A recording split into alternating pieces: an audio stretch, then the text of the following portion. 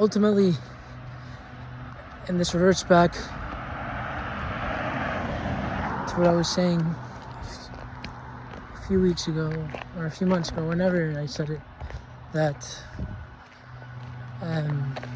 wisdom is remembering, and life is just a game of remembering and forgetting, and remembering and forgetting, and remembering when things are good, remembering when things are bad, and also forgetting when things are good, and forgetting when things are bad. And it's a constant vacillation, it's a constant pendulum of this ideology. And it takes a keen eye and a keen heart and a keen brain to recognize, and two, it takes even a keener heart and a keener brain and a keener set of eyes to actually do something about it, right? With that being said, though, on that subject, I think about the few people in your life, in my life, in whoever's life in the world, 1 in 8 billion people, whatever, a few people that you have to impress at the end of the day. And this goes back to remembering and forgetting this notion, but 3 people you have to impress, that's it. Even if you can even call them people, I guess. But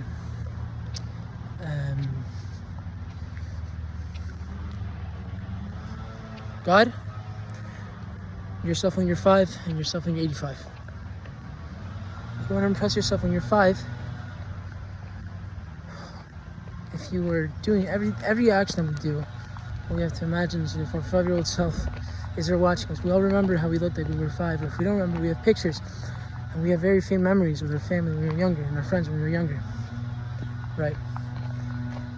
If we're able to tune into them and remember how we felt when we were that age, would we be happy with what we see in ourselves today if we were looking at ourselves from the perspective of a 5-year-old, of when we were 5, the things that we idolized, the creativity that we had, right? Because at the end of the day, this is what's important. Jesus even said, if you wish to enter the kingdom of heaven, you have to return as a child. You have to return starry-eyed. You have to return with hope, with glimmer, with understanding. Or not even that, actually, without understanding, right? Before we were shown what to be, or who to be, or what to say, or when we were trained to be clay, not clay rather, but trained to be like everything else, like everyone else, right? Which in theory isn't necessarily a bad thing, but over time, if the culture's not great, if the society's not great, then that's clearly not a great thing. Take yourself when you're 85, right? And at the end of the day, before we even get onto that subject of 85, at the end of the beginning of our lives, it's the same as it's going to be at the end of our lives, right? At the beginning of our lives, we're clueless, we're wearing diapers, we can barely speak. Some of us, or maybe even most of us, if we even get to that point, it's going to be the same way. We're going to forget our own names. We're going to forget the names of the people that we loved. We're going to forget the memories that we once shared with people that we loved, whether when we were 10 or 20 or 30, right? We're going to end up in diapers. We're going to end up screaming for our lives.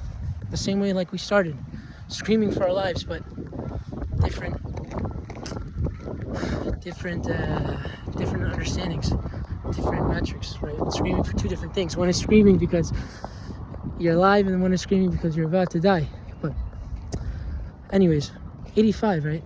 The most innocent people that I've ever met, or the most wholesome I've ever felt, was talking to a child, is talking to an older person, right?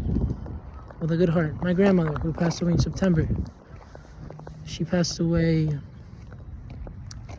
not remembering much, but she remembered my name.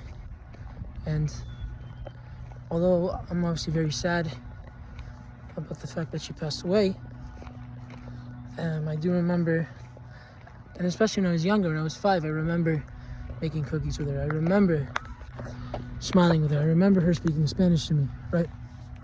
So these are the people that we want to take care of. These are the people we want to actually make proud, right? Because, and the last one, and finally God, right? In the words of Jesus Christ, but I've been speaking about that for a while, so I'm not going to get into that now, but you have yourself when you're 5. Look at that. You have yourself when you're 5. Yourself when you're 85. And Jesus Christ. Anything else? It's, maybe it's not worth it. I'm not to say that it's not worth it, but keep this into consideration before you sacrifice your morals, before you sacrifice your ideologies, before you sacrifice who you are. With that being said, though, the main reason I wanted to speak was, or the main reason I wanted to write down this thought was the idea of having a child, right? And most of us were very far away